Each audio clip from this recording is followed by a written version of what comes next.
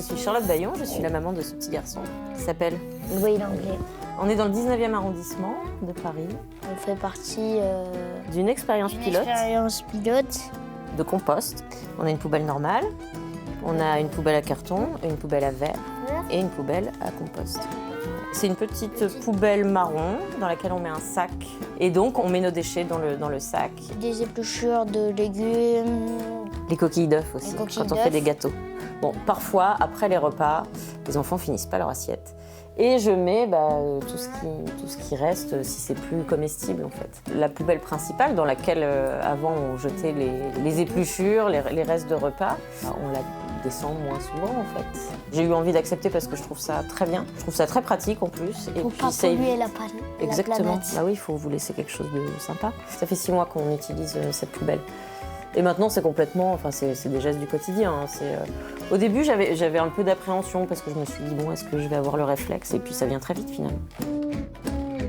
Globalement, on est content en fait. On est assez fiers de soi de faire ça. Hein, toi aussi, t'es fier de ça? Oui, je suis fière de ça.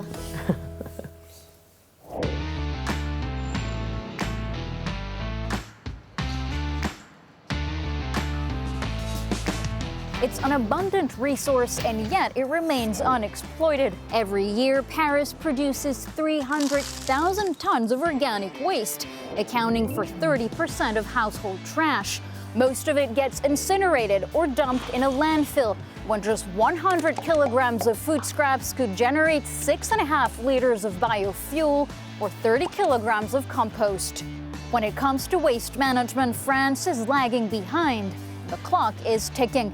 In 2025, organic waste will be collected from every home in France, while schools and restaurants have already paved the way for others to follow.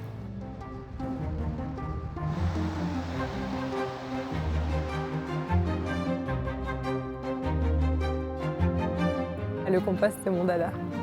Ça ressemble très très fort à du sol de forêt, comme de la terre un peu mouillée, très riche, assez dense. Les Alchimistes, c'est une jeune société qui collecte les déchets alimentaires urbains et qui les composte en circuit court.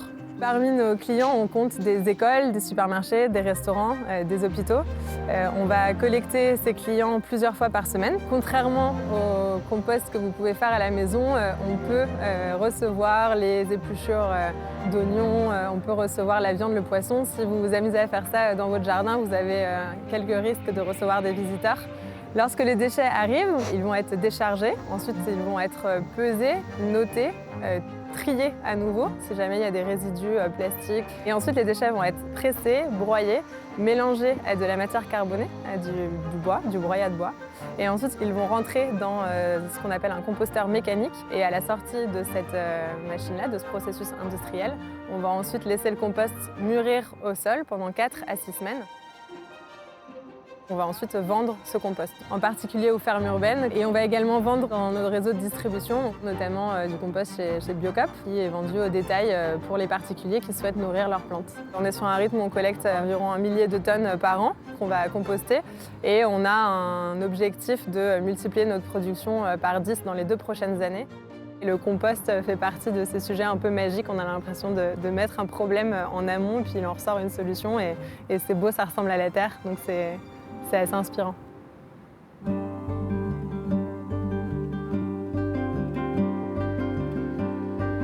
Je m'appelle Bernard Boutiton, j'ai 70 ans. Je suis agriculteur depuis 1980. Je travaille avec l'entreprise Moulineau, qui est spécialisée dans le ramassage des déchets alimentaires. Nous récupérons ce qu'on appelle une soupe de déchets et on produit du gaz. Cette soupe, elle nous est utile aujourd'hui en complément de tous les éléments agricoles produits sur la ferme, oignons, pommes de terre, sel et maïs. Cette biomasse mélangée va être chauffée à 42 degrés avec des bactéries. Elles vont digérer les cellules végétales et animales et il va y avoir une production de biogaz. Ce biogaz précieux, il va approvisionner les villes. Il va dans vos appartements, pour les chaudières dans les maisons, pour les entreprises qui ont besoin d'énergie, subventionné effectivement par l'État. Il nous est payé par notre acheteur qui est Engie, ça pourrait être Total. j'ai comme projet de vendre moi-même mon gaz que j'aurais produit sur mon exploitation. Et on a un projet d'une station-service pour poids lourds. Aujourd'hui, je suis producteur d'énergie. Je suis assez satisfait du résultat parce que j'ai l'impression d'aller dans le bon sens. Voilà.